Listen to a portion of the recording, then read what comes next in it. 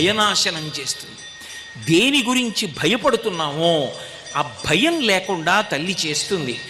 వీటన్నిటినీ ఏకకాలమునందు ఇవ్వగలిగినది కాబట్టి దుర్గా.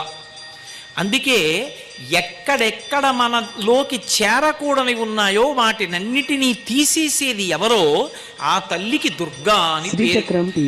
ఆ తల్లి యొక్క పాదములను పట్టుకున్నామనుకోండి, అమ్మా నువ్వు అనుగ్రహించాలి, నా అంత నేను కోపాన్ని పోగొట్టుకోలేకపోతున్నాను. ఎక్కడి నుంచి వస్తుంది కోపం?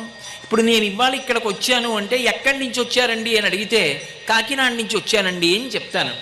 నాకు కోపం వచ్చిందనుకోండి, ఎక్కడి నుంచి వచ్చిందండి కోపం అని అడిగారు అనుకోండి, ఎక్కడి నుంచి వచ్చిందని చెప్పాలి? ఇక్కడే ఉంటుంది కోపం, ఇక్కడున్నదే పైకి వస్తుంది. ఒకసారి కోపం కానీ వచ్చిందనుకోండి వికృతమైన రూపాన్ని పొందుతాడు. ఇప్పుడు పాపము పోవడము అంటే ఏదో కొన్ని చెయ్యకూడని పనులు చేయడం.